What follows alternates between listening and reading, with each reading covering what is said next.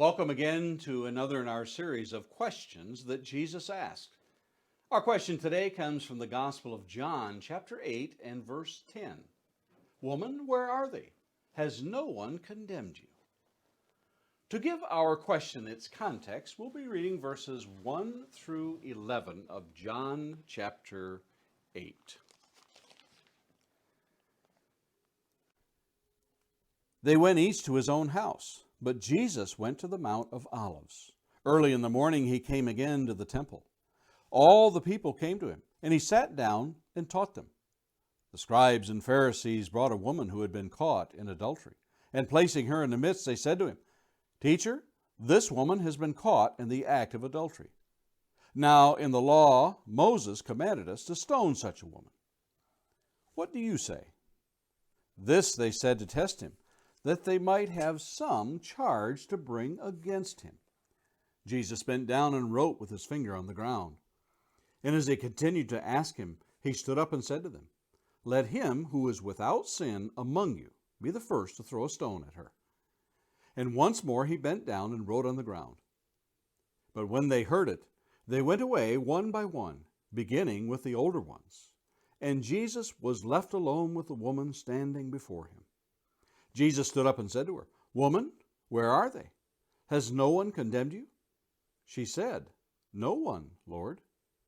And Jesus said, "Neither do I condemn you. Go, and from now on sin no more."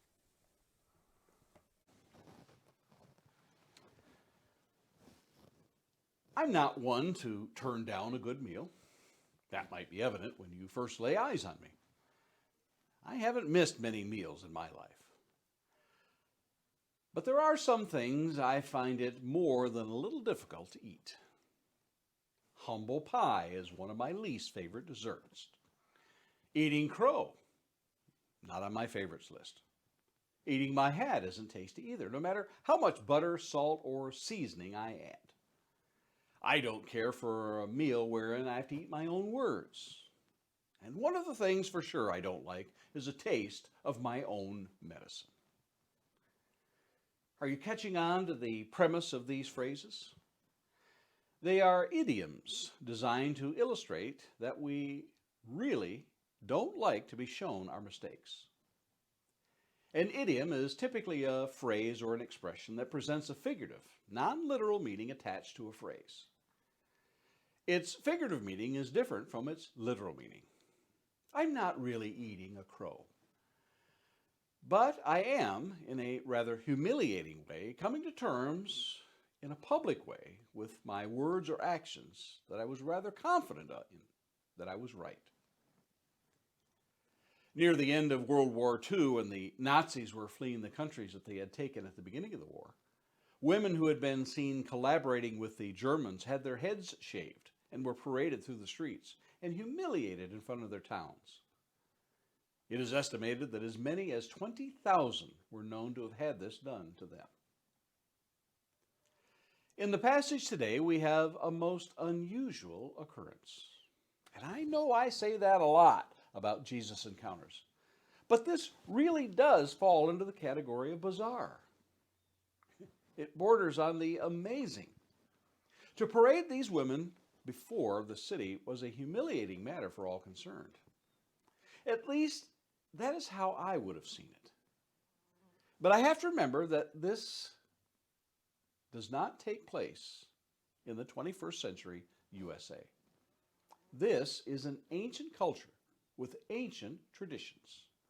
There are no innocent until proven guilty maxims, no Miranda rights, no unreasonable search and seizure laws.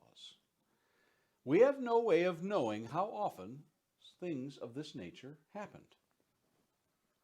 Jesus, it seems, was constantly being drawn into taking sides in disputes. In these, they were seemingly no-win situations. Think of times Jesus would be called out to clarify a point. Let's consider Luke chapter 12, verses 13 through 14. Someone in the crowd said to him, "Teacher, tell my brother to divide the inheritance with me." But he said to him, "Man, who made me a judge or arbitrator over you?" Or Matthew chapter 22, verses 17 through 19.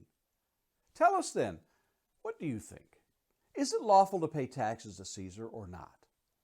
But Jesus, aware of their malice, said, Why put me to the test, you hypocrites?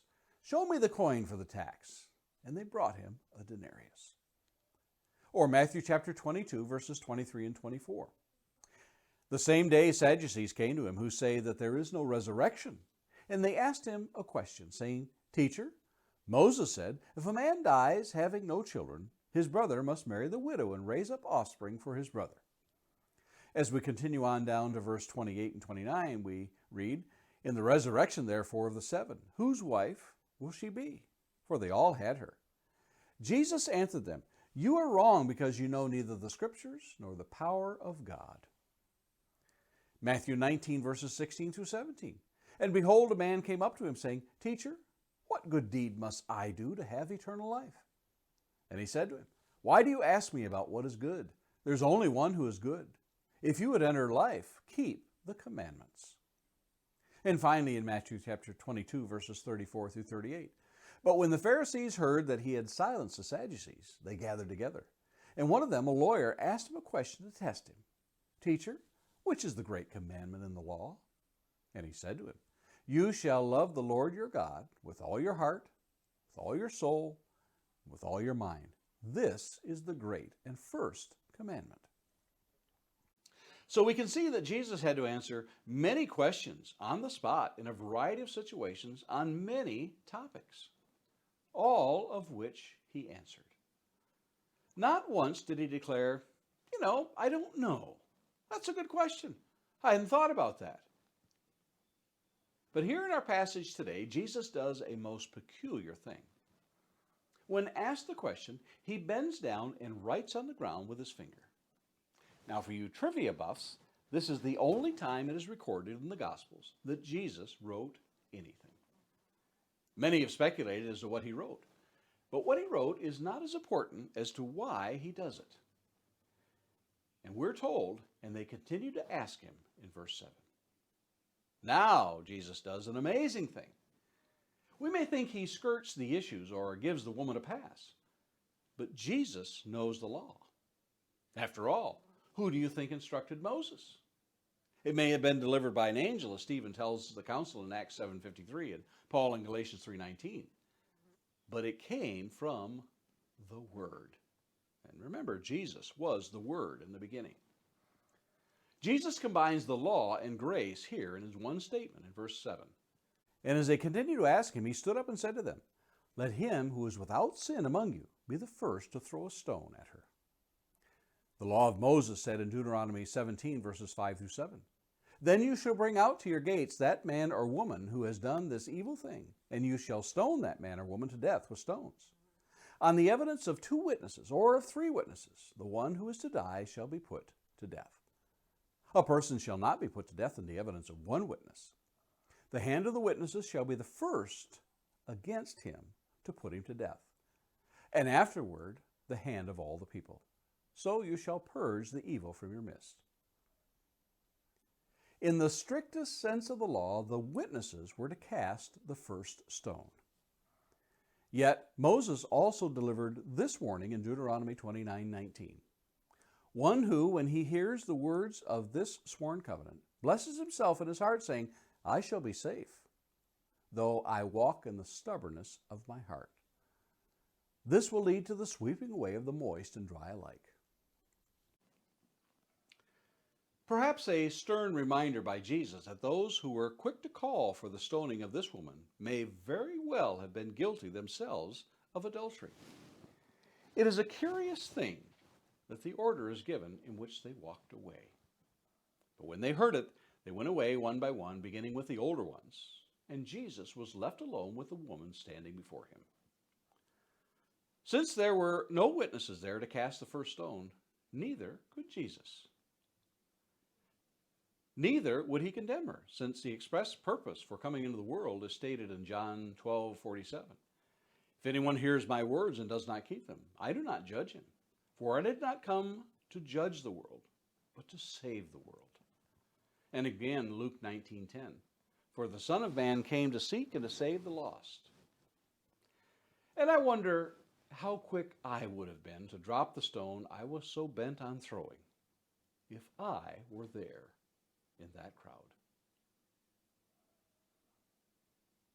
And Lord willing, let's meet here again tomorrow to look at another of the questions Jesus asked.